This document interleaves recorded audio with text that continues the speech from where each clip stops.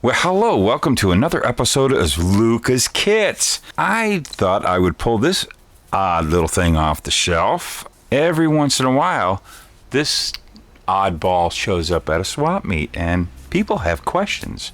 And, well, you just got to come over to the Luka C channel, and you're going to get your answers to the questions. I'm here to answer yous. Were you asking the question? If you clicked on, you were, because you saw this thumbnail. So there is a really interesting story behind this whole thing right here. And many of you who might have not been around back in the 80s in this hobby might not know anything about this and might find these at a swap meet and kind of go, that is very strange. And does it have any connection to the MONOGRAM Thunderbird? Now, back in the 80s, and I came about into the hobby in the late 80s, mid to late 80s, when I really started to get into like NASCAR building, I was wanting to build a model of the Stroker Ace car. And this is partially my model. There's a whole story behind this. We might do a Lucas builds on this. You can tell it's very old. I built this in the late 80s. I love the movie Stroker Ace. I discovered that Fred Cady made the decals. This actually isn't the original chassis for it. You can see I just got a mock-up chassis in this just to put this on the shelf. I wanted to build this really bad, and at that time the NASCAR Thunderbirds had just vaporized. The last one that was out was the Ricky Rudd Motorcraft, and by the time I got interested in building models of NASCAR, especially the Thunderbird, they were gone. And I hunted high and low, and they were going for big money this is like 1988, 89, and they were going for big money, and I couldn't find a Thunderbird. And I went over to a buddy's house in the club, a great guy by the name of Jerry Keene. He has since passed a few years ago, but he was such a big part of the hobby here locally in Phoenix. And he goes, well, you know what? Look in that box over there. I think I got a bunch of parts in there. You can scavenge through. There's some Thunderbird parts. Grab what you can. And he had some of it, and I grabbed up some of those parts, and I think this body was in that, but I didn't have everything. And then another buddy of mine who was another one who we lost a few years ago, Jim Wood. He's the other one in that picture. He was the guy in town. He was the model car guy in this town. Kind of ran the local club. Did a lot of things great for the hobby. And he said, yeah, come on over. I got a box full of junk NASCAR stuff. I'm sure you can scrounge through and gather up all the rest of your parts. And I gathered up everything I needed to build this model as it was back, when it was something I took to model shows. I actually built it for this one model show in California. Couldn't wait to get out there, took it there, and got pulverized. I actually had another model that I just took with me that ended up winning awards and wasn't even expecting it. But that's another story. Actually, that was this story right there, if you want to go watch that. So there it is. There's the, it's kind of in a little bit of wreckage there, but that's the story of this kit. But you could not get Thunderbirds for a while.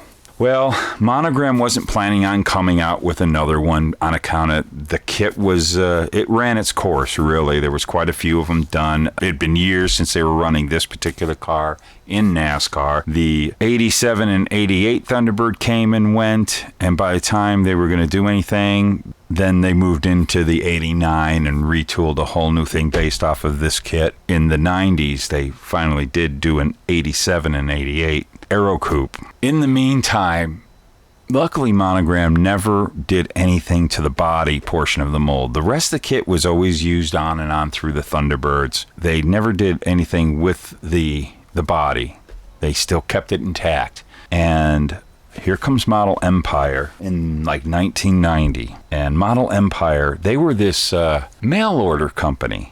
Before there was anything like the websites or anything, they would be in Scale Auto and have a big ad, and you could mail order model kits from them. There were quite a few couple companies that did that, but they were one of the bigger ones. And they got a hold of MONOGRAM and struck a deal to buy up. I guess there was a remaining stock of these Thunderbirds that were never boxed, And so they bought them all up and they came up with their own generic box. So they put out for a short time, you could get this kit again for a little while. And that was really cool. I was able to grab a couple. I think I grabbed 3 of them from them. And this is my last one. I wanted to hold on to this because the box is just so unique. It's definitely a neat part of our NASCAR modeling history, our model car history. So Model Empire, they came around, did this. So cool. And let's just take a look at the box art. The box art is just as generic as it is. It is so cool looking. They just did an excellent little sketch of the NASCAR Thunderbird. And just so you all know, Silvino's JR Models has the molds for this, and they are coming out with this kit again. Yay! They're pretty hard to find. Out of all the NASCAR stuffs, the Thunderbirds are always kind of the little more desirable, those early 83 to 86 Thunderbirds.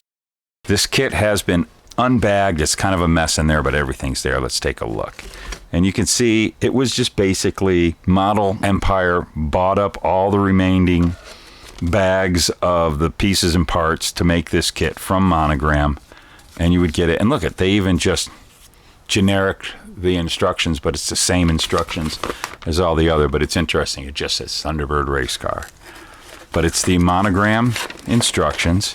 And look at this, they even blanked out. This was always the section where you would have the decal placement, which in comparison, here is the instruction sheet from the Ricky Rudd Motorcraft, which was the last issue of this kit from Monogram, and you can see very much the same. Everything's the same, and all the way to this part here, you can see where that whole section's missing. This is what it was. It would have the decal placements and the other kits that they were selling at the time. So that's pretty interesting. All pretty much identical instructions. So there's the instructions, and it looks like we've got some different colored white. We got a little bit creamier white looking in here, and then white. I honestly do believe that I unbagged it all, but this is what you got. The funny thing about these, like I had a few of them because there was white ones done and there were red ones done. It would all depend on the luck of the draw. Sometimes you got a red one when you opened up this kit. Sometimes you got a white one. This one was very odd. I do remember this, that the body itself and a couple of the parts trees, you had this very white one, which was probably like it says, what's it say right there? It says 1980. They always said 1983, but I bet you this was like remnants of the old Ricky Rudd car, which was great. You had your 5-hole welds in there, and it's just everything else is in there. You have a couple of, most of the body parts are this off-white, but I had, there's another part of the chrome tree that I cut away. It's a grill and headlights, but matter of fact, gotta be careful. Good thing. And the glass, that is pretty important stuff right there. But basically, everything is there. You'd get that from Monogram. But it was basically just the Monogram kit. But it was very cool how, I guess they had the connects with Monogram, and that was when Monogram was here in the States, so all these companies kind of were in the same part of the country. A deal was struck, and we got some extra ones out for a while. And these were around for a couple of years. You could get a hold of these from Model Empire, and then you would find them at the swap meets all the time. So that was really great for us NASCAR modelers, because it was getting hard to find this 83 to 86 Thunderbird. So that's the story of it. now you know. I bet you always wondered if you ever saw these, is what the heck's going on? It doesn't even say monogram on it. It says manufactured by Monogram Models back in Morton Grove, Illinois, for Model Empire. But yeah, that basically what it was from what I understand. If anybody else knows better, I don't believe that the kits were produced specifically for Model Empire to sell, but I think what it was is it was leftover stock. Model King bought it up, got some blank boxes, and did their own little quick print on there, and it made for a very unique, very, very unique model box. I really think this is cool.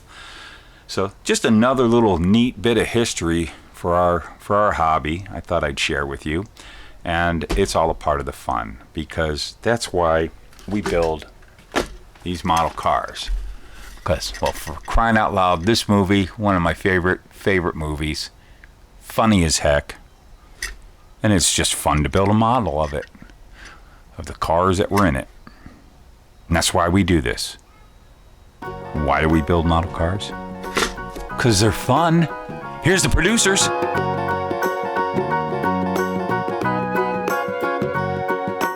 Luka's kids, it's Luka's kids.